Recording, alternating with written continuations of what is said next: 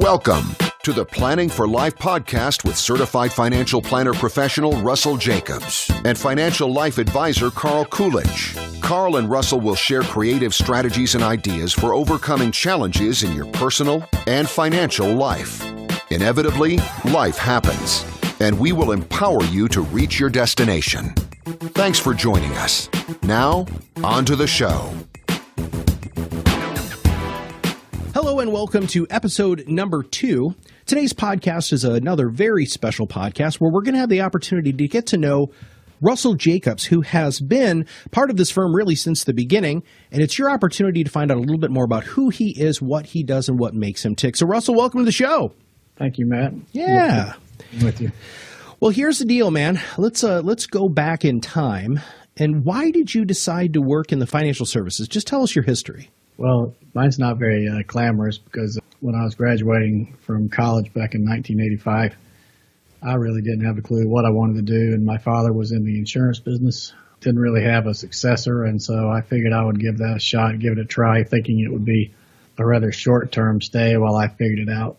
But one thing led to another. Got married, began to get more grown up and mature, and really found I was developing a passion for it.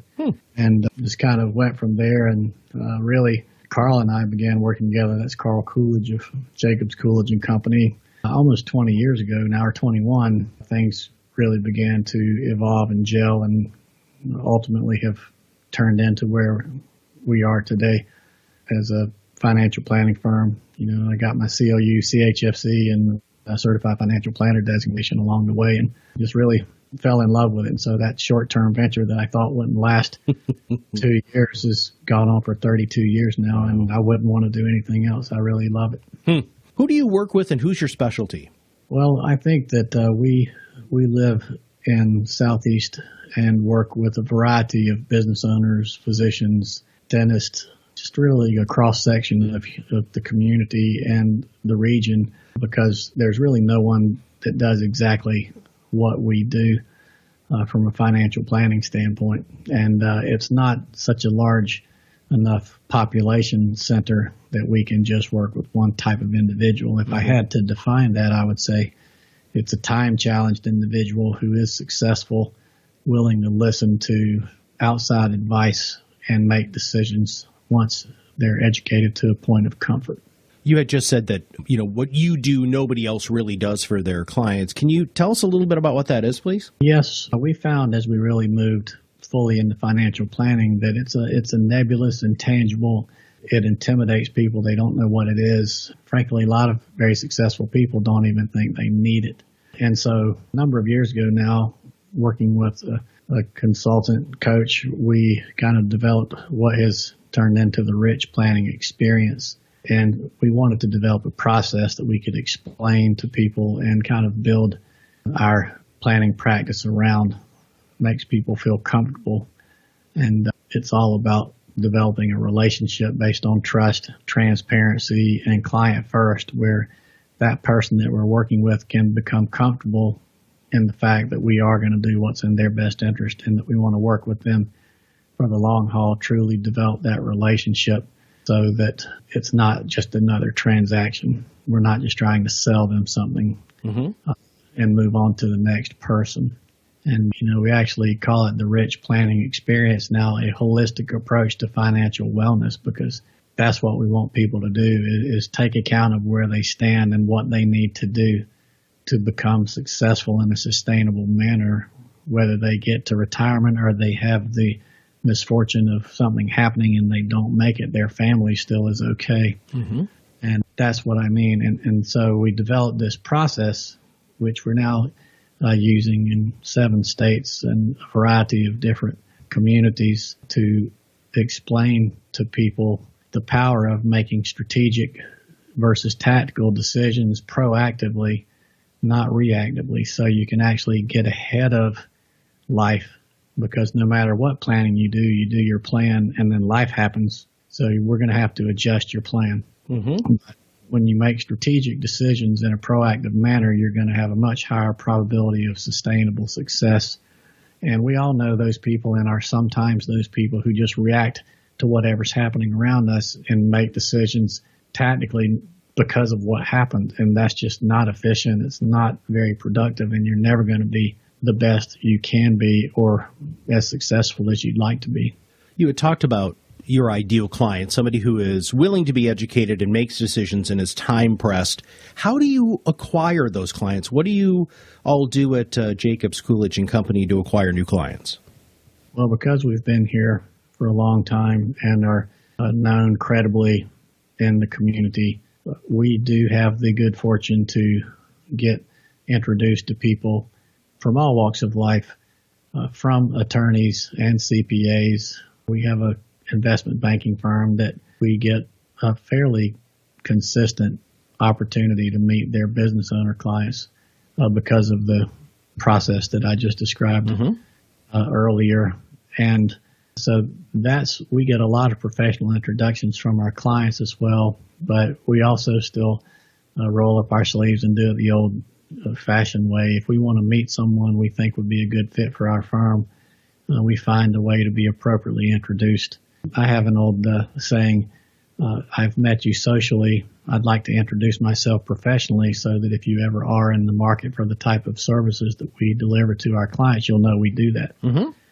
Because the thing I hate to hear most is, wow, Russell, I wish I'd known you did that. Yeah.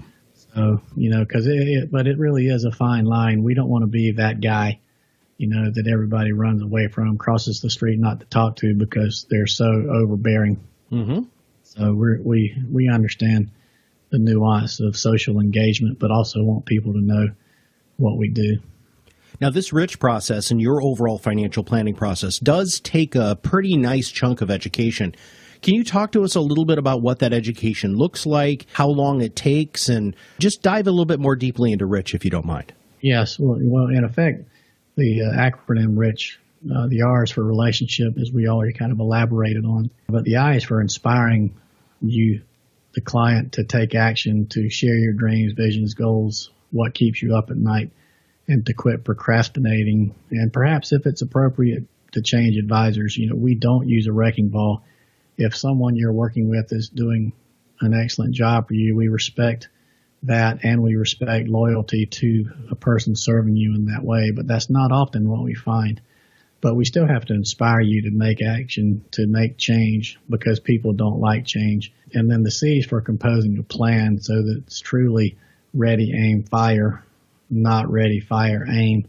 And then the H is about holding you accountable to the plan, but also what's most important to you that we need to accomplish. So say 3 years from now, you're glad that you engaged us. So educating people is really on about why they need to create a baseline of where they are now, because it truly is about what do you want, when do you want it, and learning what it takes to get that accomplished on a sustainable basis. And then you have to decide if you want to do that or not. So we're really all about helping people clarify their priorities and their goals and then decide if they want to do them or not, or if we need to assist them in adjusting their dreams to a more realistic level. Because, there's really three items of, I'll say, what you want. There's needs, there's wants, and there's dreams. And so many people in today's world just go ahead and feel like they deserve it. And so they buy it, whether it's a vacation or another car or whatever it happens to be. And they do that without foundational understanding of the impact on their future. And so one of the most important commitments we make to clients who engage us are, before you sign that engagement proposal, understand two things. One, we're just going to tell you the truth. Mm-hmm. I call it the unvarnished truth in an appropriate manner, but that's what we're here for. So if you need to make adjustments, you can. And the other thing is we are going to become your drill sergeant, because the one thing that harms people the most in life and in planning is procrastination. Shoulda, woulda, coulda, if I'd have done that. And our clients aren't going to do that if they stay our clients long and we have a good working relationship. And what happens over time is they get better and better about the data that we get and the way we get the data. And it truly is transformational for them and for us. and we hear it over and over. And the majority of our clients continue to re-engage us year after year, especially the business clients. We have a very high continuation ratio, close to 90%, who re-engage us year after year, and that's close to 10 years running that we've been tracking that. Now, you have been in the community for really long, Russell. So what sort of stuff do you do in the community, not just professionally, but also personally? Well, I'm on the board of Epworth by the Sea, which is a retreat on St. Simon's Island where we live that I went to as a child to youth camp. My mother was on the board there, and it's one of the things that she really hoped I would do is when she retired and has since passed away, I got on that board, and I'm currently the chair of the foundation at Epworth and serve in that role and as a board of trustee member. Also the treasurer of the Jacobs Island Foundation, which is Jacobs Island is a historic island here on the coast.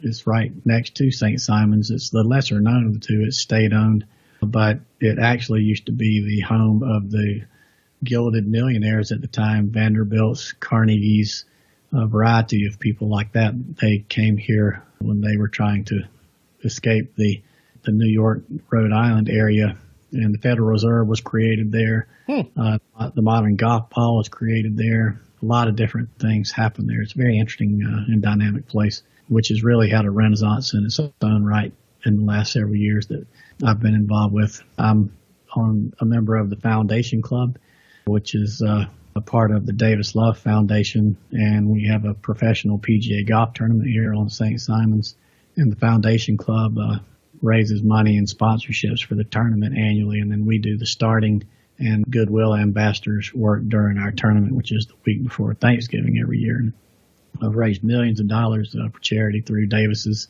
Goodwill. He's a great partner to this community where he grew up. And then I'm also on the board of the Savannah Foundation up in Savannah, Georgia, where we have an office and have worked since 1990. And that's pretty much sums it up as far as professional and community involvement.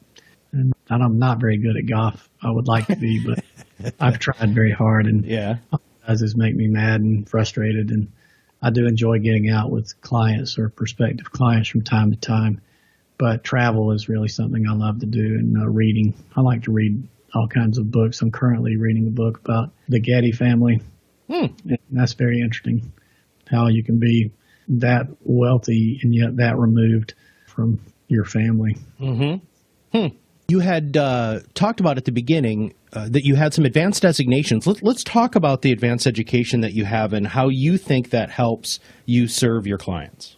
Okay. Well, we came up through the life insurance side, and we don't run away from life insurance. It's misunderstood, missold, misused, and a lot of everything. But when used properly, it's a great tool. And my father was a CLU, which is Chartered Life Underwriter, and a CHFC, Chartered Financial Consultant. So when I joined him in 85, I set my sights, once I decided to stay in this business, on getting those designations. And so in the early 90s, I got my CHFC first because I wanted to be more known as a financial consultant versus just another life insurance guy. But then I got the CLU, and then around that time, CFP began to come out, and I got that in 1999, Certified Financial Planner. That's really the designation that's become the most known as a separator, if you will, from the field, where you have ongoing continuing education requirements, ongoing ethical commitments, and it's truly about financial planning. And I'm a member of the Financial Planning Association of Georgia, and I'm also a member, though, of the Association of Advanced Life Underwriters, which is based in Washington, D.C. There's a lot of advanced planning information that comes out of both these organizations, and the CFP is the most known of the designations. Every now and then we actually get calls from people who have found us just because I'm a CFP. And one of the things, go ahead. No, I haven't heard that before. That's awesome. Yeah. Well, it doesn't happen that frequently. I mean, mostly in this field, people have to be, led through the process. They don't get around to doing it as they should. We find a lot of wills that were never signed. They're just drafted. beneficiaries and insurance contracts who are deceased or divorced people who are still there. There's just a variety of things. Misasset allocation, under saving is a very common problem. You rarely find people over saving, but there's a lot of reasons we have full employment opportunity. Mm-hmm. People just need what we do. Mm-hmm. And the designation really sets us apart. One of our challenges is people, if you say you're a financial advisor, people think we're all the same, even though we're not. So one of the things we struggle with and try and do continually is truly differentiate ourselves from other financial advisors who aren't committed to getting those professional designations and keeping them in good standing, so that people truly know we are different. That comes back to the trademark process that we can explain and we follow, and developing staff where it's not just two guys trying to sell things. Well, let's talk about your financial philosophy. So philosophically, you don't run away from insurance. You're a full-blown financial advisor. But is there a philosophy that you would say, this is what we do, this is kind of sums up how you do things? I think I could probably say that, we don't really focus on trying to hit home runs from a rate of return standpoint. Our focus is on proper asset allocation, because 92% of success in long-term investing comes from proper allocation, not owning the Google of the day or the Amazon or whatever the company may be. And we also focus on what I would call singles and doubles, where we get people first understanding what they spend, because what you spend determines how much capital, how many dollars you have to create to be sustainable when you don't want to be a working person. I call it the year of choice, when you have the opportunity to have that year of choice where you're choosing to work. So really getting people to understand what they spend and why that's important. No one likes the term budget. This is really more of a cash flow analysis. But once you know where you are, that goes back to that baseline term I used earlier. So we help them understand where they are and what they have to do to get from where they are to where they want to go. And really, through what we call personal investment plans, PIPs for short, we find an appropriate level and get them saving monthly. So monthly is easier than writing a large check. It also takes some of the sting out of market volatility. And then we review and update on a regular basis. Going back to proactive, we reach out to our clients at a minimum of annually, and depending on the complexity and the asset level, it can be more frequently. But we determine that with each client. And then I would say developing a plan where they understand what we call their burn rate, what they spend, and then what they have to create in capital to replicate that in retirement, because people don't understand that. Because we spend the first half of our lives trying to turn our income into assets, and the second half of our lives trying to figure out how to turn those assets back into income. Mm-hmm. We don't know how much we're going to earn on the money. We don't know how long we're going to live, and we don't know how much we can take out. So the sustainable withdrawal rate, if you look at the studies, suggests you can only use 2.8 to 3.5% of your accumulated assets if you want to have sustainability. So through proper planning and diversification, I call it my 10 bucket strategy, where if you can build 10 buckets of assets, if 3 are leaking, you still have 7 that are not. Sure. You're going to be sustainable. And so we want people to understand that a mountain climb is only successful not when you climb to the top, but when you get back down safely. And that with 401ks, you know how much you can put in, but not how much you can take out. And gone are the days for most people when you have a defined pension benefit where you're going to get a check every month. So if you screw it up a few months in a row, you're still going to get another check. If you do that wrong with your 401k plan, you're going to be, no offense, but working as a Walmart greeter or something like that. This is what we try and avoid. And I think it's important to understand, too, that there's a capital value on each human being. You can't replace a human being, but if we're gone, we're like a money machine. And so if that money machine is no longer producing money for your household, there needs to be a capital infusion that replaces that loss. You can't do it emotionally, but you can do it to a degree financially. And we really focus on that as well. Gotcha. Well, let's switch gears and let's talk about some more stuff about you personally. Now, you said you're not too good at golf and you're on a whole bunch of boards, but when you're not working, what do you do for fun? Well, my wife and I like to work in our yard. We have a pretty good sized garden. And so I'm definitely, my father actually was a farmer back in the day before he moved into the insurance business. And I still thank him frequently for doing that because it's been a much more enjoyable career. We work with our minds, not so much physically, but with the garden we have, we really get out there and till the soil, plant things. And I didn't think I'd enjoy it, but I have really grown to enjoy that. Plus my wife and I get to spend some quality time together because I work a lot. Also, go to the gym 3 to 4 times a week in the morning to keep myself physically fit because I'm not getting any younger. Yeah. If you had all the money in the world, what would you do? Well, I would probably get another home in Hawaii where my daughter lives and works. And certainly we could do a lot of good things with the money. We'd set up a foundation. And, my son's an Eagle Scout, and I've seen the power of the Boy Scouts and how that's affected him and several of his friends. I'd probably spend more time with organizations like that.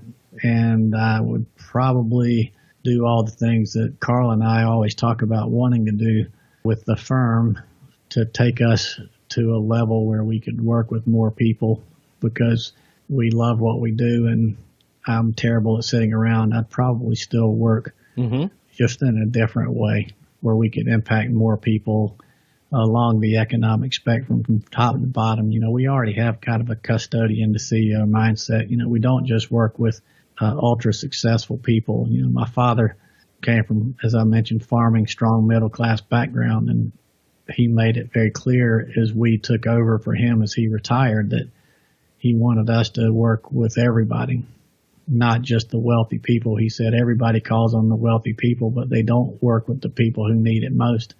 And so that is another mantra of our firm. So we do work with people across the economic spectrum as long as they're willing to be serious about the work that we do and they're committed to it. Who was your favorite person in history and why? I've asked this to a lot of advisors, and it could be somebody who's still alive. It could be a family member, really anybody historically that you say, man, I really look up to that person. Well, that would be something I'd have to think about in more depth. But, there's a number of people that come to mind. Bobby Jones is one, probably the greatest golfer that ever lived. And, he walked away from the game at his peak. But, you also think about people like Winston Churchill and George Marshall, 2 significant World War II figures, one who kept Britain together during their darkest hours, and then the other who rebuilt Germany and Europe, after the war. It's a very interesting thing when you think about Americans. You don't really want to fight with us because, especially back then, we got into the war, we sacrificed and died, but then in a sense, we still turned the other cheek. We helped rebuild that whole continent. And George Marshall, the complexities of that, I find really remarkable. He did that. So, but I read a lot of books and really like history a tremendous amount. There's a lot of people that I admire, and frankly, I admire people, like Mother Teresa, who spent her life working with the much less fortunate. I just, you have to admire people who are willing to sacrifice like that. So I don't know if there's one person comes to mind, but those are all people that came to my mind as you asked me that question. Sure. I thought those were great answers. It's nice. I like the fact that you read so much that you have the opportunity to think back historically on all of the different people who've made such a big difference. And a lot of those people were very successful, Russell. And when you think about success, what does that word mean to you? Well, I think I just want to be the best person that I can be, both as a family person, as a professional, and as a friend. And I know we all fall short from time to time. That's what life does. You learn more from your failures than your successes. But I don't want to be 80 years old and retired looking back thinking I could have done that. So I think a defining thing for me is that I want to be the best that I can be at what I do and leave it all on the field, so to speak. Okay. I don't really, relish, I guess, achievements of, well, we had a good year kind of thing. So we don't really rest on our laurels much. Carl would be similar. We're looking at what's next and what can we do to improve and better serve our clients. What is one thing you recommend most to friends, family, clients? Now, this can be a book, a song, a saying. What is that one thing that's your go-to thing? Well, I think that if you really want something, you got to go after it. I mean, there's so many people in life who wanted to try this or do that, and they just can't execute. They can't reach the courage to make that type of leap. So, and we only live life once, and because of the work that we do, we've seen on many occasions when people didn't get that opportunity to do what they thought they were going to do when they got retired because they didn't get to retire. They passed away inadvertently, or meeting with someone who's like I did today. She was about to retire, and she and her husband were going to go on a cruise, and they were going to do all this, and he passed away unexpectedly back in January, and now they didn't do any of those things. So I would say it's carpe diem, suck the marrow out of life. That was in Robin Williams said that in a movie. I believe it was that. That would be it. Gotcha. Go for it. Well, now is my fun trick question, which is name something that most people don't know about you. Okay, that's pretty easy because my wife still chides me about it from time to time. Really? I can't wait to hear this. And it's actually tangential to our conversation about golf earlier, but I graduated from high school in 1980, and my friends convinced me to try out for the golf team, and primarily because we got a day out of school. But I believe this is, 38 years later, and I've still got the record for the highest golf score ever shot at the Proswick High School golf trials. I think it was somewhere around 162, if I recall. The highest score? Now, wait a second. Now, I'm not the biggest golf fan in the world, but isn't the goal to have it be the other way around? Yeah, it's more like a 70 or 72. Gotcha. 72 is par at most courses, so you can do the math on that. Yes. My score, yes. Wow, that's awesome. Now, I did get better at golf than that. I can still shoot closer to 100, but when you correlate the time spent, the lessons, and the effort to go from that really high score of 162 to 100, it's not that great. Yeah. So I'd spend my time reading a book, working in the garden, or traveling. I do love to travel. When I was 21, thanks to my parents, I got the good fortune to spend 2 months in Italy with a Euro pass and a friend, and that kind of changed my life as far as that travel bug. And so ever since, we've loved to travel and do so pretty frequently. Awesome. What is your proudest achievement? I would have to say my marriage, because we're 30 years, almost 31 years in now. And my wife, Cindy, is really one of the primary reasons that I'm still here, because, when you get married, you get discipline. And so I got married in 1987, and we're still going strong. And then my 2 children, my daughter's graduated from college now in hospitality management, and she has graduated from the University of South Carolina and moved to Maui to be the guest relations manager at Fairmont. She's Airbnb her spare room in her condo and just doing a lot of responsible things as a young independent adult. And then my son is followed his father's footsteps as the 4th generation going to the University of Georgia. So we're an SEC family, I guess. That was his dream, and he's an Eagle Scout. I didn't come close to being an Eagle Scout, but he finished that and won a cross-country state championship in high school, and now he's at Georgia, where he always wanted to be. Nice. So I'm just proud of their accomplishments, and and we love being a family and staying together. And it's not easy; it takes a lot of hard work and effort, and so that would be it. And I guess business things they would pale in comparison to that. We've done well as a business, and Carl and I work well together, but I would say family first. Okay. You have the attention of a lot of people who listen to this and who are going to be listening to this. What's the best way for them to get in contact with you and your firm? Well, I guess the best way would be to look us up on the web or call our office or email us. Office number is 912-265-2876. Here in Brunswick, or 912-354-5443 in Savannah.